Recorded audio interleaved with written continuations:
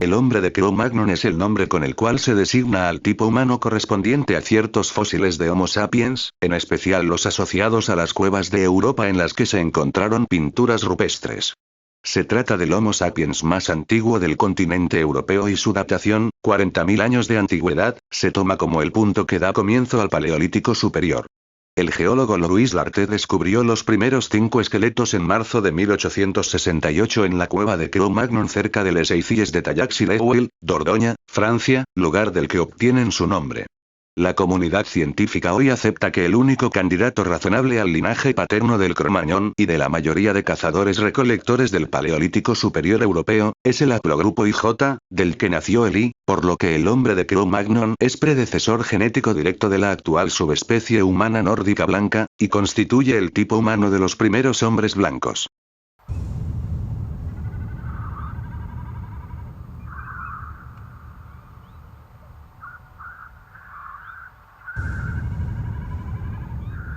Poseían elevada altura, alrededor de 1,90 m, y gran capacidad craneal de 1590 centímetros cúbicos. Además tenían el cráneo alargado, dolicocéfalo, la frente alta y la bóveda más elevada que los neandertales, las protuberancias supraorbitarias bien marcadas, pero no en burlete ni en tordus, la cara ancha, la nariz estrecha, órbitas bajas y rectangulares, y mandíbula robusta con un muy leve prognatismo, casi ortognática, con mentón desarrollado y prominente. Las tibias muy aplanadas transversalmente, platignemia. Eran humanos anatómicamente modernos, físicamente más robustos y grandes que el europeo moderno, y en general sus rasgos físicos se pueden encontrar todavía en las poblaciones europeas actuales, principalmente en los individuos de aspecto nórdico.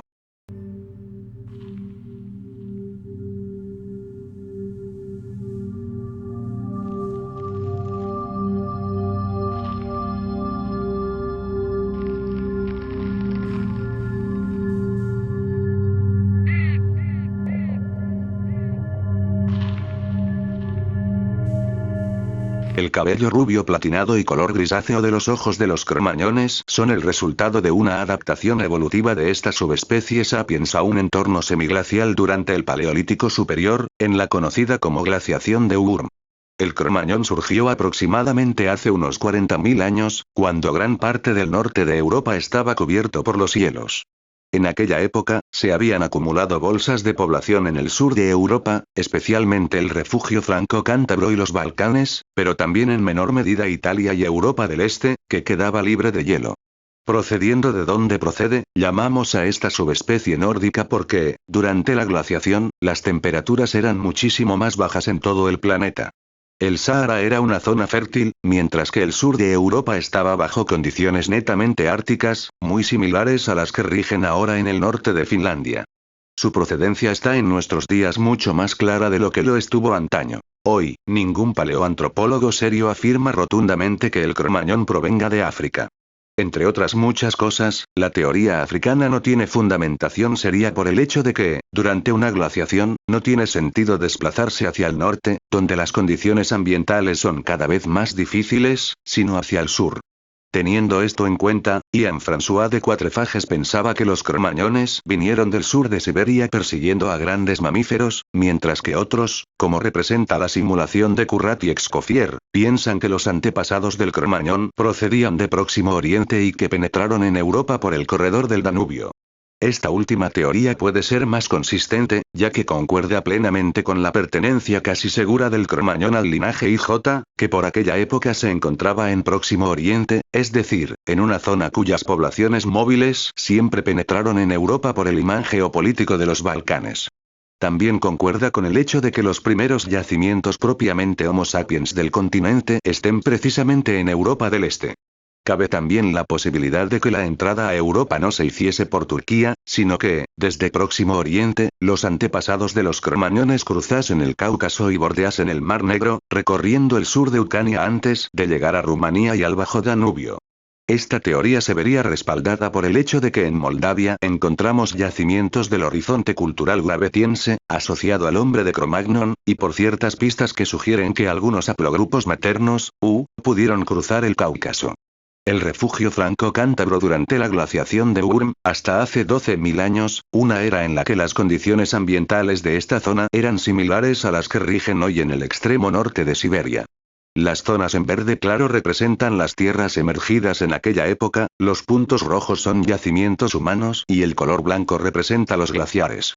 Aunque hay otros puntos más hacia el sur y el este de Europa, la porción aquí representada en el mapa se corresponde con el núcleo clásico de mayor densidad de yacimientos considerados del hombre de Cro-Magnon, la cornisa cantábrica y el sur de Francia. La distribución de estos yacimientos denota que sus pobladores procedían del este o acaso del norte, pero en modo alguno del sur, ya que se adivina que estas comunidades fueron empujadas hacia el sur por las glaciaciones, quedando comprimidas por encima de los Pirineos y de los picos de Europa, que por aquel entonces debían ser muros de hielo absolutamente impracticables. Si realmente hubiesen llegado desde África, cosa absurda en plena glaciación, donde lo que impera es desplazarse hacia el sur, los tendríamos apiñados por debajo de las cadenas montañosas. Teniendo en cuenta la procedencia del linaje IJ, y la antigüedad de ciertos yacimientos propiamente humanos en el sudeste de Europa, lo más probable es que los antepasados de estas comunidades Cro-Magnon penetrasen Europa por el mismo punto por el que han entrado siempre las migraciones procedentes de Próximo Oriente. Por el corredor del Danubio. El Cro-Magnon llevaba una dieta cazadora-recolectora conocida como paleodieta. Esta alimentación, junto con un estilo de vida violentamente activo, proporcionaba más consistencia esquelética, un mayor desarrollo muscular y un rostro mucho más ancho que la posterior dieta cerealista importada de Próximo Oriente por el Neolítico, que reducía el dimorfismo sexual, las diferencias morfológicas macho-hembra, y promovía la desmineralización y otros males. A las comunidades Cro-Magnon les tocó sobrevivir al último máximo glacial, algo que solo podrían haber conseguido volviéndose más carnívoros que otros grupos humanos y aumentando mucho la proporción de grasa animal en la dieta. Sus culturas materiales, auriñaciense, solutrense, magdaleniense, posiblemente gravetiense, dan fe de que se trataba de sociedades que le concedían una enorme importancia a la caza y también a la pesca, así como de que eran capaces de aprovechar absolutamente todas las partes de los animales. Los cromañones mataron y devoraron mamuts, bisontes, uros, renos, ciervos rojos, caballos, gamuzas, peces, focas, pájaros, marisco, etc. Muchos de estos animales, que constituían el fundamento de su vida y de su evolución, quedaron inmortalizados y homenajeados en las primeras pinturas rupestres, magníficos frescos que evidencian un refinadísimo conocimiento anatómico. De nuevo, esta dieta produjo una constitución física privilegiada, una estatura altísima, un maxilar inferior prácticamente igual de ancho que el cráneo, alta capacidad craneal y una musculatura muy desarrollada.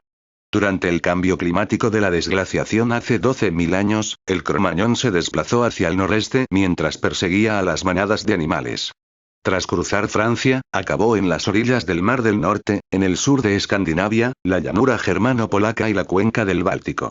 Por el aumento de la temperatura y la extinción de la gran megafauna paleolítica, la proporción de comidas vegetales debió ascender algo a costa de las comidas animales durante el Mesolítico. Los microlitos de las culturas mesolíticas de Europa occidental, aciliense, sauveteriense, tardenoisiense, asturiense, etc., muestran que el tamaño de los animales cazados había disminuido drásticamente para aquella época, y que los tiempos del mamut, del rinoceronte lanudo y del bisonte ya quedaban atrás. Sin embargo, los descendientes del Cro-Magnon en Europa continuaron siendo cazadores-recolectores hasta que llegó la agricultura a sus territorios hace unos 7.000 años. Este es uno de los mejores cráneos del llamado Cro-Magnon. Su antigüedad es de unos 30.000 años, pero sus rasgos y su capacidad craneal lo colocan evolutivamente muy por delante de la mayor parte de hombres modernos. La constitución más ancha y la mandíbula más cuadrada del Cro-Magnon se debe a una dieta paleolítica promovedora de una óptima mineralización esquelética. Una secuencia de ADN Cro-Magnon de 28.000 años de antigüedad se obtuvo de huesos fósiles descubiertos en la cueva Pagliacci, en Italia. Los resultados muestran que el ADN es idéntico a las secuencias de ADN de ciertos europeos modernos. Por lo tanto, afirman que la secuencia de ADN se ha mantenido casi sin cambios durante 28.000 años. Esto, por supuesto, confirma que el hombre de Cro-Magnon era un tipo humano anatómicamente moderno que además tenía más fuerza y una capacidad cerebral más grande, y probablemente también era más inteligente. Los restos más antiguos de un Cro-Magnon masculino de los que se conoce su haplogrupo paterno, y DNA, tiene una datación de entre 45.000 y 35.000 AC, y pertenecen al haplogrupo K2A, KM2308, o subclados del C1, haplogrupo CF3393. Un estudio de 2015 secuenció el genoma de un cazador-recolector occidental de 13.000 años en Suiza Bichón. Pertenece al haplogrupo IDNA primero 2A, IM438, y al haplogrupo U5B1H. El haplogrupo I ha sido encontrado en altas frecuencias por toda Europa, pero está virtualmente ausente en otros lugares. Se ha sugerido que este haplogrupo tiene un origen anterior al último máximo glacial y ha sido encontrado en antiguas muestras de cazadores-recolectores de Europa Central y del Norte. Distribución del haplogrupo I1, antes llamado I1A, correspondiéndose con tipos escandinavos como los vikingos o los normandos. Los antiguos portadores de este haplogrupo eran clanes Cro-Magnon procedentes del núcleo franco-cántabro. Persiguiendo a los animales que seguían la retirada del hielo durante el Mesolítico postmagdaleniense, acabaron ocupando Escandinavia y el norte de Alemania, antes cubiertas por el hielo. Esta es la distribución aproximada de los linajes paternos y, en Europa. El Cro-Magnon, sin lugar a dudas, entró en conflicto territorial con comunidades reproductivas de otras subespecies. La primera subespecie con la que entraría en conflicto sería la Neandertal, que llevaba unos 200.000 años habitando el continente europeo, y que habría evolucionado a partir de otros homínidos autóctonos, como el Homo heidelbergensis. La brusca desaparición del Neandertal sugiere que ambas subespecies mantuvieron un conflicto territorial en el que finalmente acabaría triunfando el Cro-Magnon. Sin ninguna duda, hubo mezclas puntuales en Europa entre cromañones y neandertales, ya que se han identificado caneos híbridos, a medio camino entre ambos.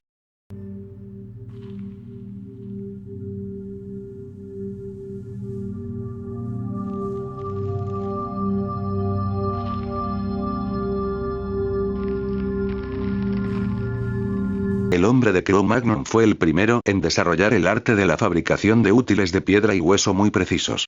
Fabricó agujas de hueso demasiado delgadas como para atravesar pieles, pero que fácilmente atravesaba telas con las que elaboraba sus vestidos. Fabricó afiladas puntas de lanza, hojas de cuchillo, perfectos picos, hachas y herramientas por medio de un lascado cuidadoso. Además, aprendió que una piedra calentada al fuego y enfriada después lentamente se podía trabajar con mayor facilidad y precisión. Elaboró dardos y lanzas de madera que dotó de puntas de pedernal u obsidiana en forma de flecha, o sobre las que insertó cabezas de arpones de hueso con numerosos garfios. Los cromañones ya disponían de una capacidad para el lenguaje, tanto del aparato fonador como cerebral, y para el pensamiento simbólico, fue el primero en dominar un lenguaje oral coherente. Vivía en hordas de entre 15 y 30 individuos, aunque según Cohn, 1962, comunidades de más de 1000 individuos no eran infrecuentes, patrón que continuó en el Mesolítico. El hombre de Cro-Magnon no tuvo necesariamente que seguir la migración de rebaños de animales, pues ya domesticaba algunas especies. Sin que pueda considerárseles sedentarios, posiblemente mantenían un lugar preferente de residencia, que ocasionalmente abandonarían para trasladarse a otro. Aunque llegó a vivir en cuevas y temporalmente en campamentos al aire libre, por primera vez en la historia construyó viviendas y poblados. Pozos, chimeneas y patrones de hoyos son usuales restos de estas viviendas. Excavaciones al centro de Europa han puesto de manifiesto que durante el período solutrense había lugares en los que pueblos enteros una vez existieron con hileras de casas. Como protección contra la lluvia fabricó tejados de hojas o de paja donde se carecía de refugios naturales. Construyó cabañas familiares, soterradas hasta media altura para protegerse del frío. Resumiendo, el Cro-Magnon fue una subespecie sapiens que evolucionó en las duras condiciones de la glaciación urniense, adquiriendo ojos claros de color gris, piel muy pálida y cabello rubio platinado. Subespecie que penetró en Europa desde Asia y no desde África. Poseía la mayor capacidad craneal registrada en los sapiens prehistóricos y modernos, son los responsables genéticos del blondismo en los europeos modernos, participaron en la desaparición de los neandertales, fueron pioneros en la tecnología primitiva, fueron los sapiens más carnívoros de la especie, y son los principales ancestros de los europeos modernos cuya presencia genética es mayor en los pueblos del norte de Europa, en el tipo racial nórdico. Gracias por ver el vídeo y hasta pronto.